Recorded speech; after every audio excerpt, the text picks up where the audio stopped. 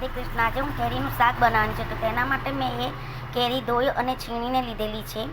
આદુ લસણની પેસ્ટ લીધેલી છે અને 1 ચમચી જેટલો ગોળ લીધેલો છે. ગેસ ચાલુ કરીને એક નોનસ્ટિક પેણીની અંદર 2 ચમચી તેલ લીધેલું છે. મેં તેમાં તેલ તપી ગયું છે એટલે 1 ચમચી જેટલી રાઈ લીધેલી છે. થોડું જીરું નાખવાનું છે.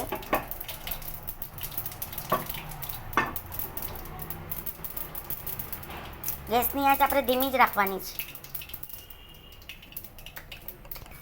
એમાં પછી આદુ લસણની પેસ્ટ નાખી દેવાની છે. મેં પેસ્ટ બનાવી નથી, મેં અધ કચરું વાટીને નાખ્યું છે, એટલે બહુ પેસ્ટ હાઉસ નથી કરી. આદુ લસણ સતરાઈ ગયું પછી તેમાં કેરી નાખી દેવાની છે, કેરીનું છીણ. કેરીનું શાક ખાશો તો તમને બહુ ટેસ્ટી લાગશે અને ખાવામાં બહુ સરસ લાગે છે. હું આજે નિમક વગરનું બનાવવાની છું, કારણ કે ચૈતર મહિનો ચાલે છે એટલે હું તે નિમક વગરનું ખાઉં છું. એટલે મેં આ શાક તમે નિમક સ્કીપ નહીં કરતા, તમારે નિમક નાખવાનું. હું મારા માટે બનાવું છું એટલે હું આમાં સોલ્ટ નથી નાખવાની. સારી રીતે મિક્સ કરી લીધા પછી તેને 1 મિનિટ ચરવા દઈશું. હવે તેમાં બેઝિક મસાલા નાખવાના છે. તેમાં અડધી ચમચી હળદી નાખી છે, 1 ચમચી લાલ મરચું નાખ્યું છે ને ધાણા પાવડર નાખ્યું છે. આમાં મેં લીલું મરચું નથી નાખ્યું. તમે જો લીલું મરચું ખાતા હોય તો તમે તે નાખી શકો છો, કારણ કે હું નથી ખાતી એટલે હું તે નથી નાખ્યું. હવે તેને સારી રીતે મિક્સ કરી લેવાનું છે. અને જ્યારે બેઝિક મસાલા નાખો ત્યારે તમારે સોલ્ટ નાખવું હોય તો તમે નાખી શકો છો, પણ મેં તમને કીધું તેમ હું સોલ્ટ નથી આજે ખાવાની, એટલા માટે મેં સોલ્ટ નથી નાખ્યો. ગેસની આંચ આપણે ધીમી જ રાખવાની છે. પછી આપણે થોડુંક પાણી નાખવાનું છે,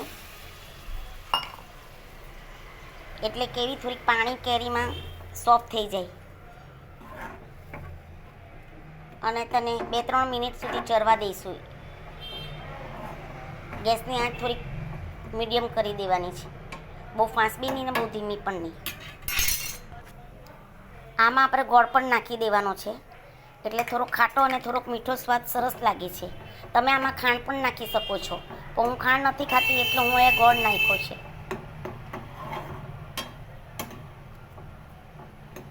હવે તેને સારી રીતે ઢાંકી અને તેને ચડવા દઈશું. તેને ધીમા આંચે ચડવા દેવાનું છે. તેને થોડુંક ચેક કરી લઈશું અને એકવાર જરીક ફેરવી લઈશું.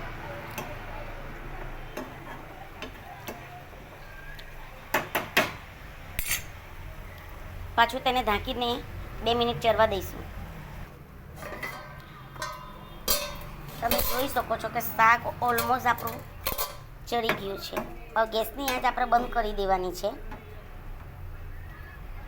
અને તેમાં કોથમીરીના પાન નાખી દેવાના છે.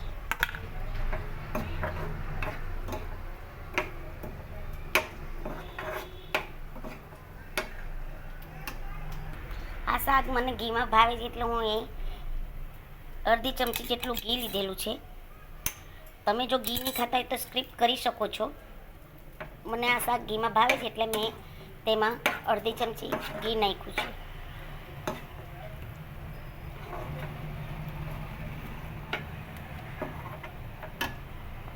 તૈયાર છે આપણું કેરીનું શાક.